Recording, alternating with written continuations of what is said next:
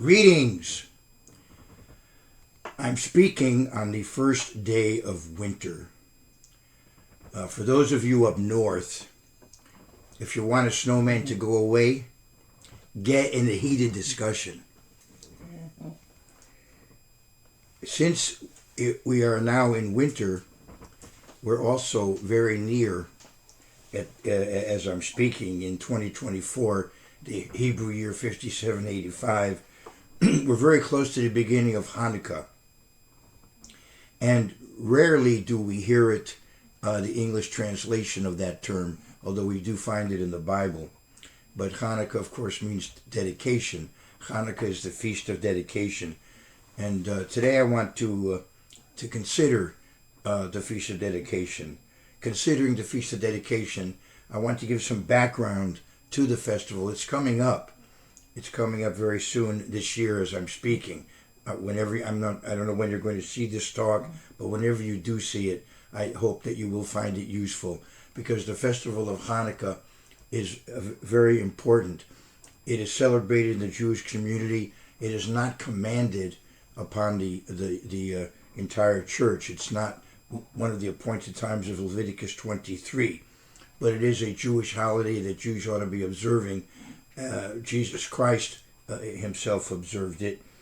In fact, I want to go to John 10 and show you that. I'm sure many of you are already aware of that. Now, if a non-Jewish person wants to celebrate Hanukkah, I would say, the more the merrier. Have at it, and go ahead if you're inclined to do so, as long as you don't think that it somehow makes you better than the next non-Jewish person who isn't celebrating it. So don't do it in a self-righteous attitude.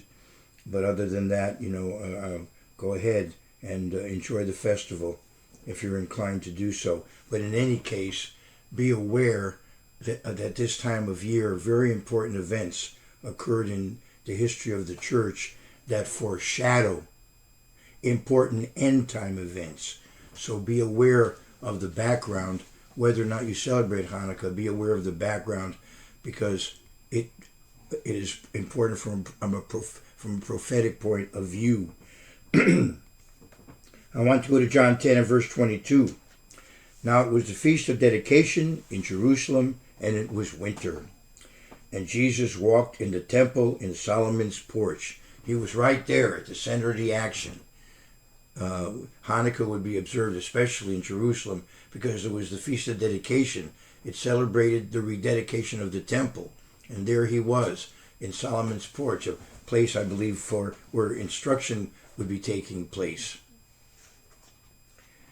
Now remember that Jesus Christ in John 2 was himself an antitype of the temple.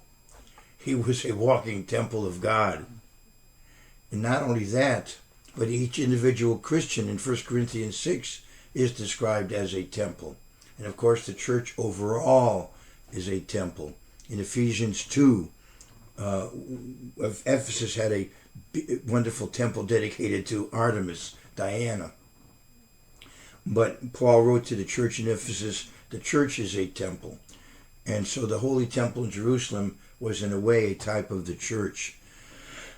1 Corinthians 3 brings that out as well, that we as a church are also in effect a temple. So when we think about Hanukkah and the rededication of the temple, it reminds us also the temple symbolically pictured Jesus Christ, symbolically pictured the church, symbolically pictured the individual Christian. I want to mention that when I think of the menorah, the Chanukiah, I think of the New Testament. The menorah, the Hanukkah menorah, the Chanukiah, has 8 branches. In effect, it reminds me of the 8 authors that are mentioned specifically of the New Testament books. Then there's the 9th candle, the shamash, the servant candle, and it is the 9th candle that lights all the others. So in effect, the shamash stands for Jesus Christ, who inspired these authors to write the New Testament books. And Jesus Christ, although he's King of Kings and Lord of Lords, is also the greatest of servants. Let's go. He washed the feet of his apostles before his arrest. Let's go to Matthew 20 and verse 28. And he says about himself, just as the Son of Man did not come to be served, but to serve and to give his life a ransom for many. So that's a little bit of the symbolism in my mind of the Hanukkah menorah, the Hanukkah for Christians. It's ironic that in the Jewish canon, in the Tanakh, you do not find specifically the establishment of that holiday. You actually find it in the New Testament, mentioned by name. Now, if you came out of a Catholic tradition or Orthodox tradition, you would have 1st and 2nd Maccabees in your Bible, which covers the establishment of the holiday.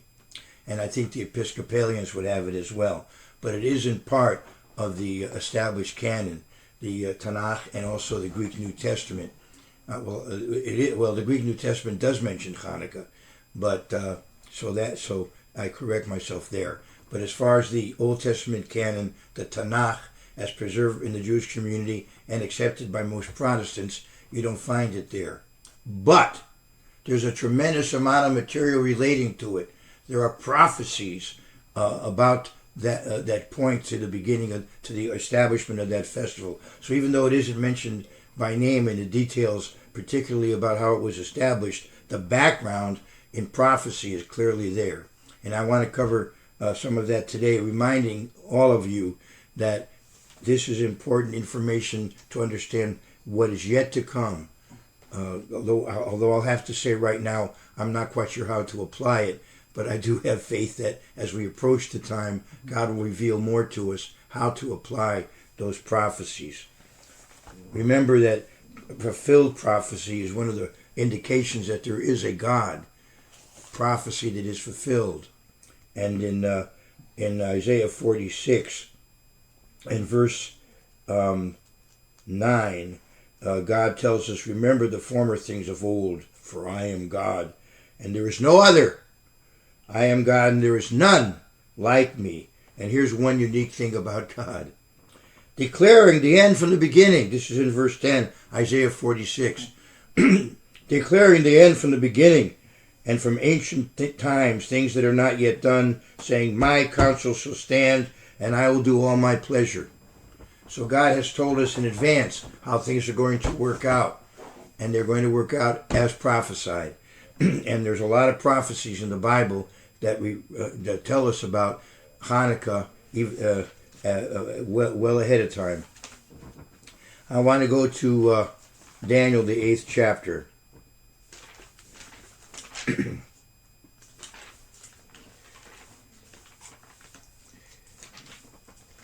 Daniel 8.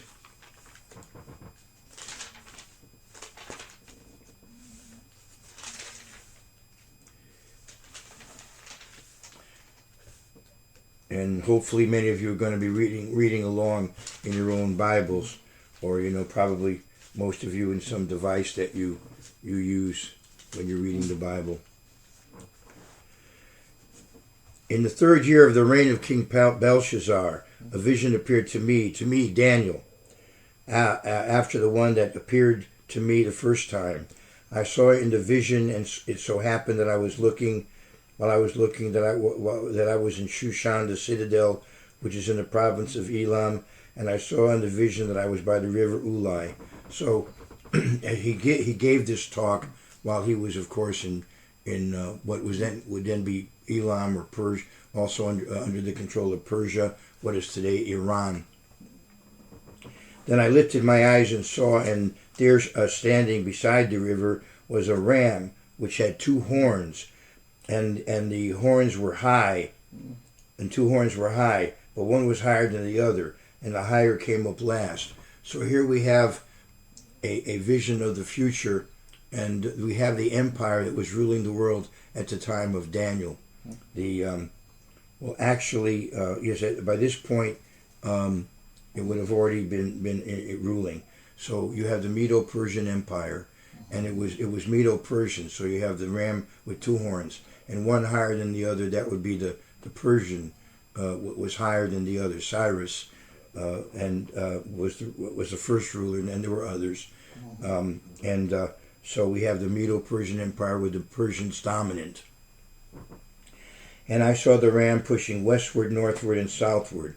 So it's based in the eastern part of that region and pushing westward, northward, and southward, so that no animal could withstand him, nor was there any that could deliver from his hand. And he did according to his will and became great.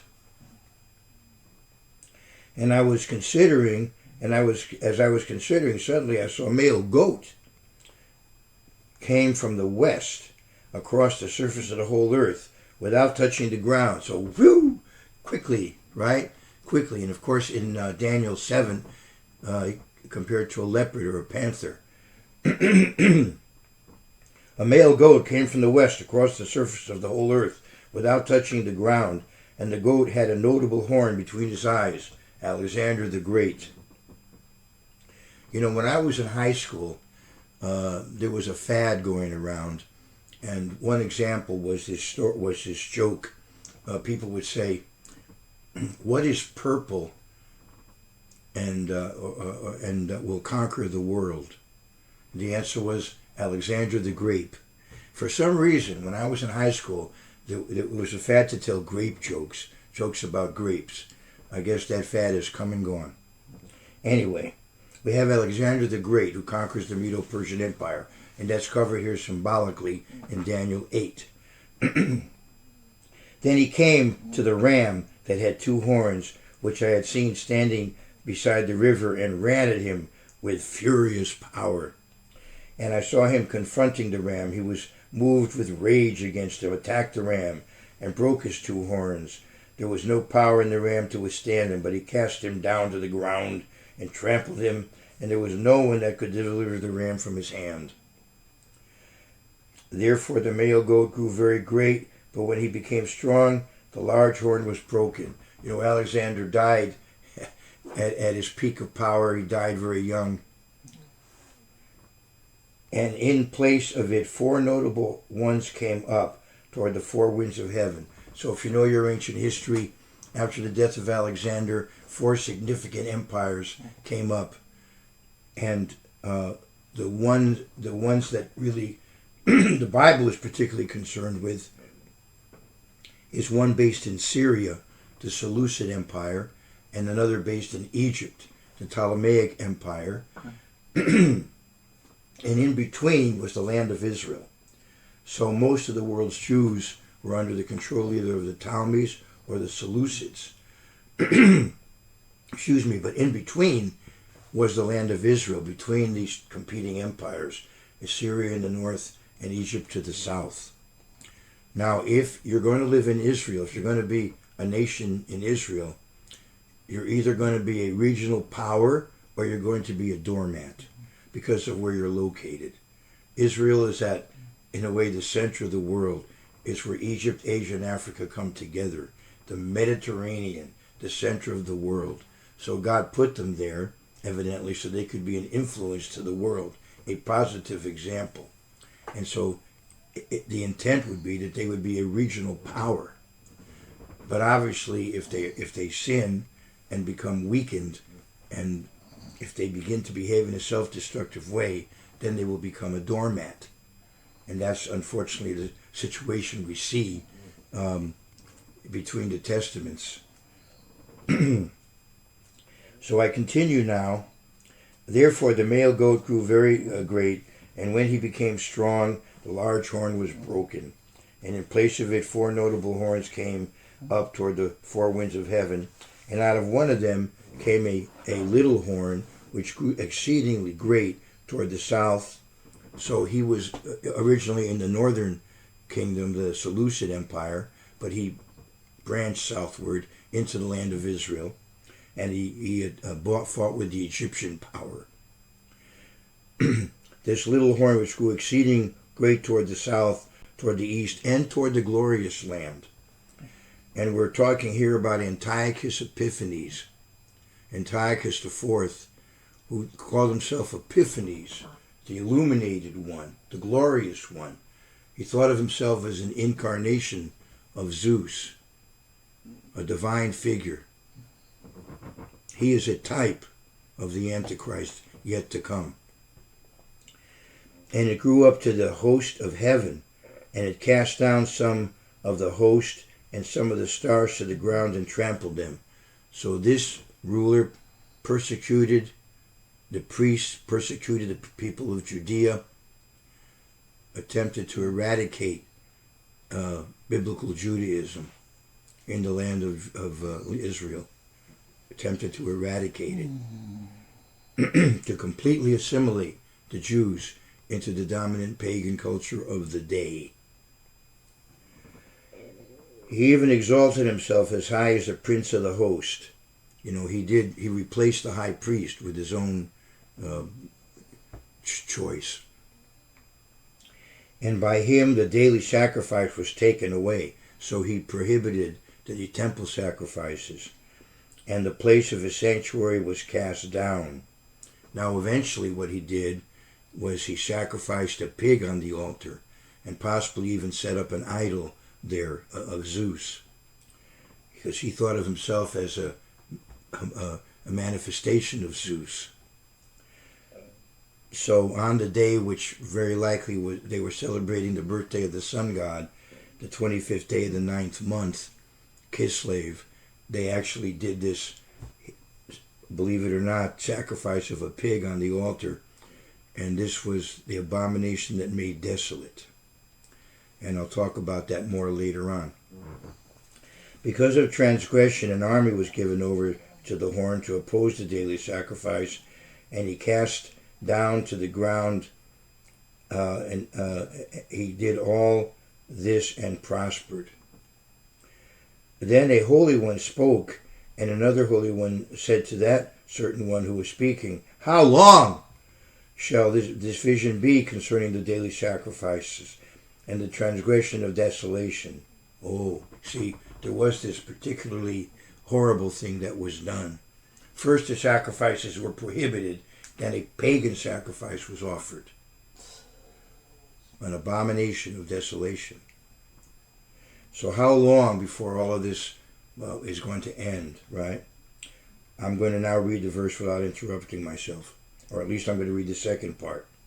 How long will the vision be concerning the daily sacrifices and the transgression of desolation, and the giving of both the sanctuary and the host to be trampled underfoot? And he said to me, for 2,300 Erev Boker. Look at the Hebrew. 2,300 Erev Boker. 2,300 morning and evening sacrifices. What is 2,300 morning and evening sacrifices? It's 1,150 days. 1,150 days. 2,300 morning and evening sacrifices. Then the sanctuary shall be cleansed. So the Jews, perhaps coincidentally or maybe by design, maybe this was a self-fulfilling prophecy. Maybe they were aware of this prophecy and decided to fulfill it. Or maybe they went ahead and did what they did and then realized later that it had been prophesied. But that's what happened. There was a period of days, 47 days, when there were no sacrifices being offered. And then finally, on the 25th day of the 9th month, Antiochus had them sacrifice a pig on the altar and possibly have an idol there. And then you had, this was on December the 6th of 167 BC. On December the 11th of 164, the Jews, now back in charge of the temple, decided to cleanse it on the same date on which it had been defiled. So on Kislev 25, 3 years later, 1,103 days later, they cleansed it. So evidently there were 47 days when there were no sacrifices, and 1103 from the time of the abominable sacrifice. So we have a total of 1150 days, 2300 evening and morning sacrifices from the beginning of this period to the end of the period. Are you okay with that? And so now the Jews have decided to rededicate the temple on the day it had been defiled. And I'll say more about that in a moment too, depending how many moments I have. Then it happened when so maybe I can, I'll keep reading. Then it happened when I, Daniel, had seen the vision, that I was seeking the meaning, and suddenly there stood before me one having the appearance of a man. And I heard a man's voice between the banks of the Ulai, who called and said, Gabriel, make this man understand the vision. So obviously we have an angel about to reveal to him what's going on. So he came near where I stood, and when he came, I was afraid and fell on my face. So it's terrifying when you encounter angels. And he said to me, understand, son of man, that the vision refers to the time of the end. So what we have here is a prophecy that was fulfilled in type, partially, many years after Daniel's life, but yet it pointed to yet an end time fulfillment that even in our lifetime has not yet happened. As I'm speaking in 2024, hasn't yet happened. Now, as he was speaking with me, I was in a deep sleep with my feet face to the ground, but he touched me and stood me upright. And he said, look, I am making known to you what shall happen in the latter time of the indignation, for at the appointed time the end shall be. The ram which you saw having the two horns are the kings of Media and Persia. And the male goat is the kingdom of Greece.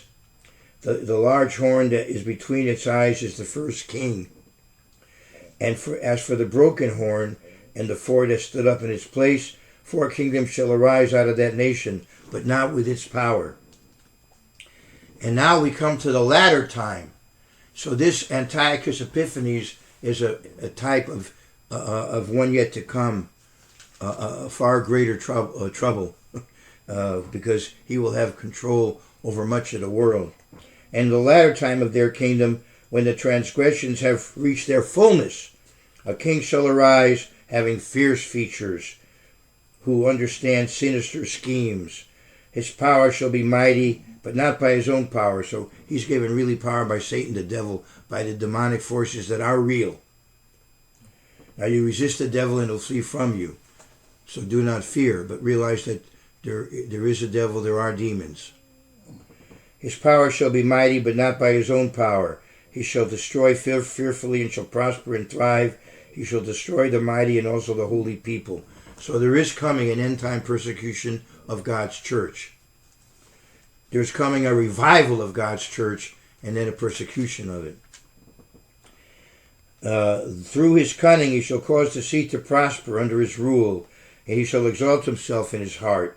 He shall destroy many in their prosperity. He shall even rise against the prince of princes. So this Antichrist indeed will be Antichrist. He will oppose Jesus Christ, who of course will conquer. Jesus Christ is the winner.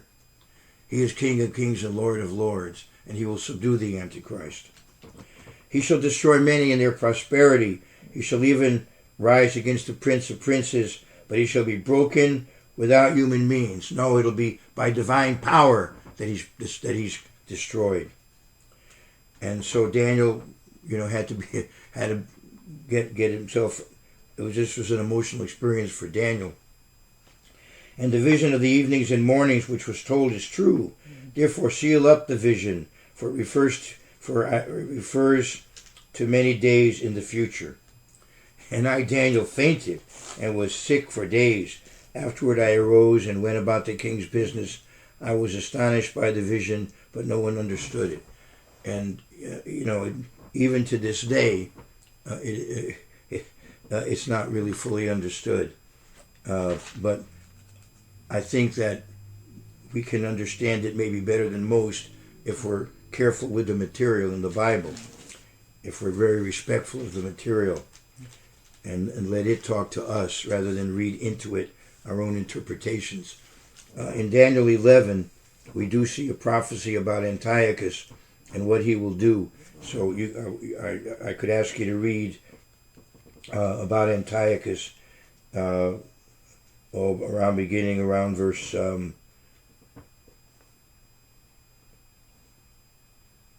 16 or so, or even earlier. It talks about a king that comes, more or less, he's not expected to come, but somehow he takes over.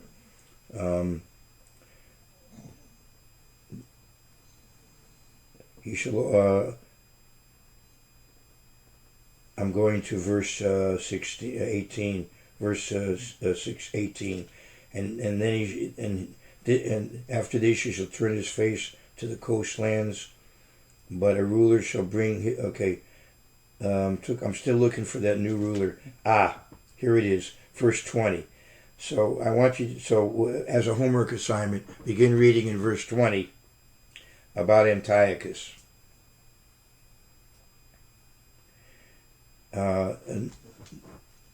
I'm sorry, verse 21.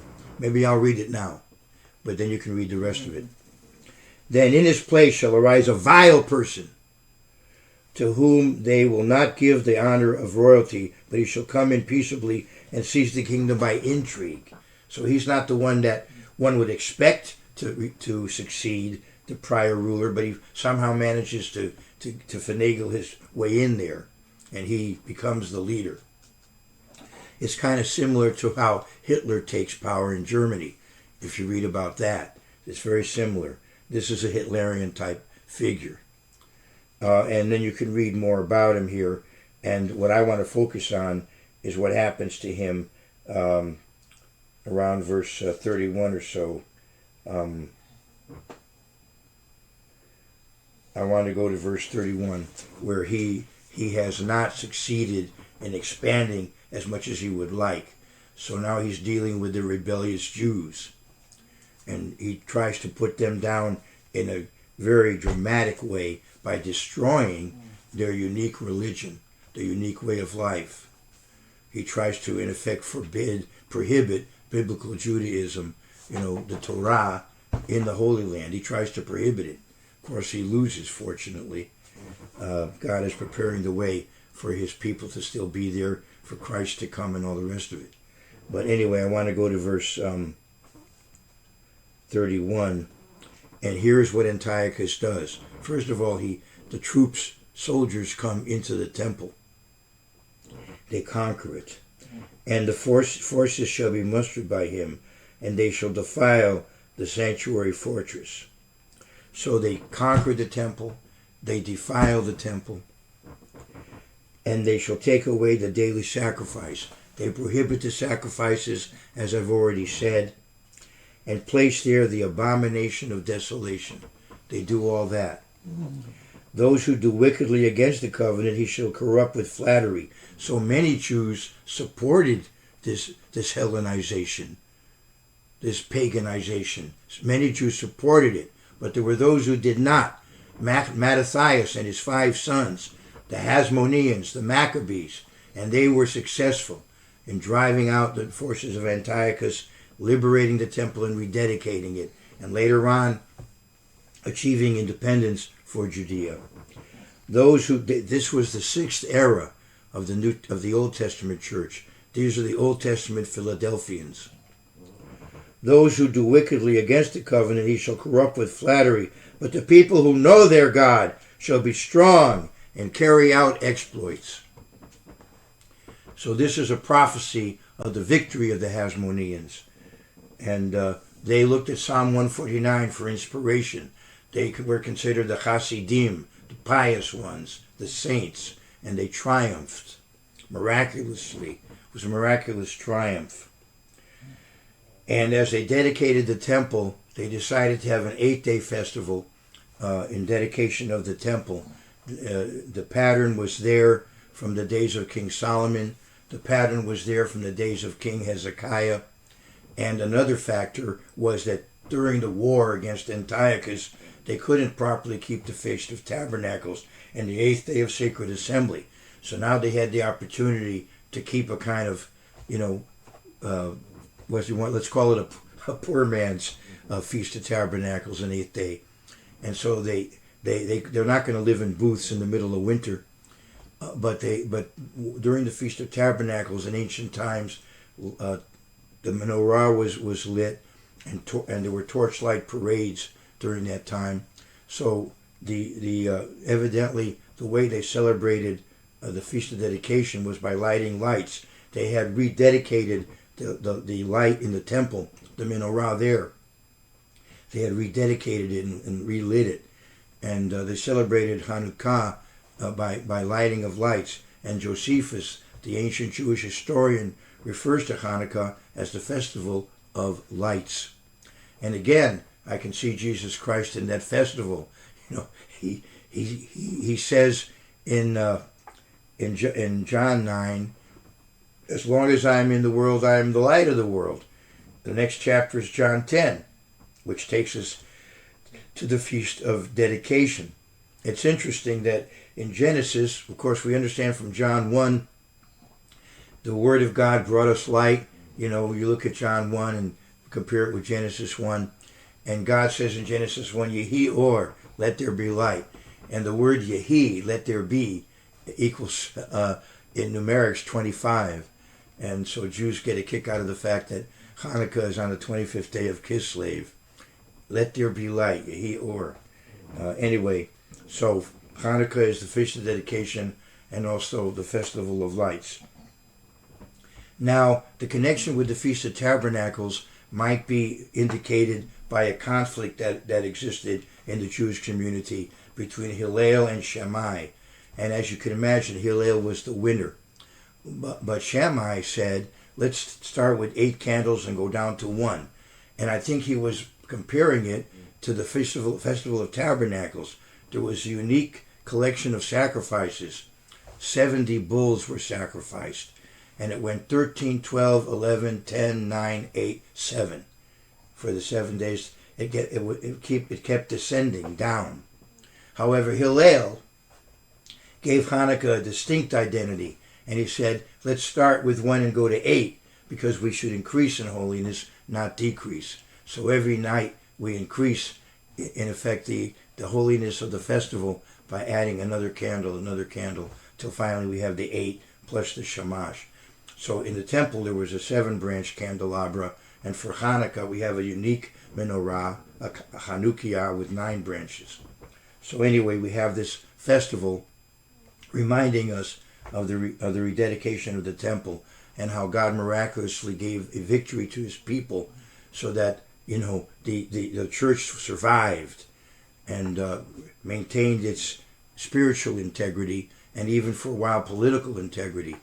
But by the time of Christ, unfortunately, the Jews, they were not handling their responsibilities spiritually as they should, and they wound up an occupied nation. Mm-hmm. When Christ came to the Jews, they were under Roman occupation, and they were looking for a liberator, and they were hoping that Christ would be the liberator. It didn't turn out that way, and so they, of course, turned on him, and the leadership got them to cry out, crucify him, and you can read that account. So this is some background, regarding the feast regarding Hanukkah, a festival that Jesus Christ observed. And if you look at Daniel 12, you'll see that the end time events are not going to follow the same exact pattern. We have a different number of days involved. You look at Daniel 12 and you look at other prophecies, and it's not exact in terms of number of days. It is different from the fulfillment under Antiochus. However, what Antiochus did is an antitype of what will yet happen. It is an antitype of what the coming Antichrist will do. And if you read Daniel 11, you'll see that ultimately Antichrist will set up his headquarters in Jerusalem. You can see that in Daniel 11. And in 2 Thessalonians, you see a reference to the Feast of Dedication in the 2nd chapter, because Antiochus called himself Antiochus Epiphanes. And you see that the Antichrist Christ conquers him in verse 8. Well, let's notice this, that this Antichrist, like Antiochus, will consider himself a god. In verse 4 of 2 Thessalonians 2, he opposes and exalts himself above all that is called God, or that is worshipped, so that he sits as God in the temple of God, showing himself that he is God, like Antiochus did. And then we go to the 8th verse. And then the lawless one will be revealed, whom the Lord will consume with the breath of his mouth and destroy with the brightness, epiphania, of his coming. So Antiochus Epiphanes, no, the true light, the true incarnation of God is Jesus Christ, and he will, with the brightness of his coming, conquer the Antichrist and his empire, and Jesus Christ will rule the world, and under him the saints. Now, how will these prophecies be fulfilled? Will there literally be an end-time temple? These are points to consider, maybe for another talk. The information is there historically, but we want to be careful how we apply it. Maybe there's a different way to apply it than literal. That remains to be seen and understood. Okay, but we want to be aware of what Antiochus did and the historical background, and then look to God to reveal to us as we get closer to that time how it ought to be applied. When the time comes, we'll know, because Christ has warned us. And I am drawing to my conclusion. I want to go to Matthew 24. Christ warned us ahead of time that what happened to produce the festival of Hanukkah will happen again before Christ's return. This is Matthew 24, and I want to go to verse 15. Therefore, when you see the abomination of desolation spoken of by Daniel the prophet standing in the holy place, whoever reads, let him understand. Then let those who are in Judea flee to the mountains. So obviously, there's going to be converted people in Judea who will be reading this. They'll see the sign and they'll leave. All right, so that we can understand from there. And I want to go to Mark 13. I want to go to Mark 13 and verse 14. Mark 13 and verse 14.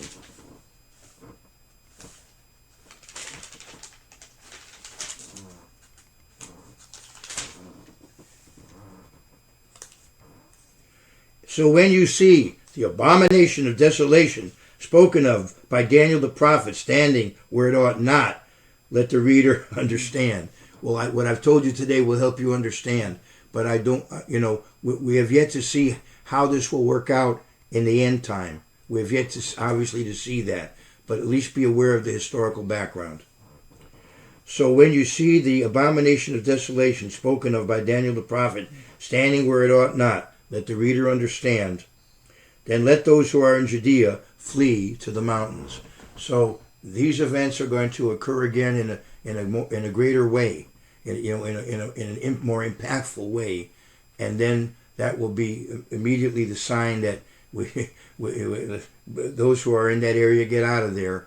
We're now entering a time of intense tribulation, the labor pains before the birth of the new world, before the coming of Jesus Christ. And like the Judah Maccabee of old, he will triumph over this antitype of Antiochus. Now I want to conclude by going back to John 10. Here Jesus Christ is keeping the feast of dedication, Hanukkah. And Hanukkah in ancient times was about a sorting out spiritually. There were those who went along with Antiochus, and then there were those who stood against him. They were a outclassed army, but they won. The Maccabees, the Hasmoneans, Mattathias and his 5 sons, with Judah Maccabee being the commander. Mattathias died before the end of the war, but Judah Maccabee led them in triumph. So this was a sorting out time. Who was going to remain faithful to the covenant? And those who remained faithful to the covenant wound up winning. And Jesus Christ in John 10 spoke about his sheep, that his sheep would listen to him. His sheep would understand his identity, who he is, and would follow him. I want to go to John 10, and I want to go to around verse 27. John 10:27. Jesus Christ said at the Feast of Dedication, at Hanukkah, in Jerusalem, he said this, "My sheep hear my voice, and I know them, and they follow me." So at this time of year, when Jews are celebrating Hanukkah, whether or not you have that kind of background and are celebrating that festival, but be aware of the historical background and the spiritual significance, and use this time of year to rededicate yourself to be followers of Jesus Christ. All the best to you and yours.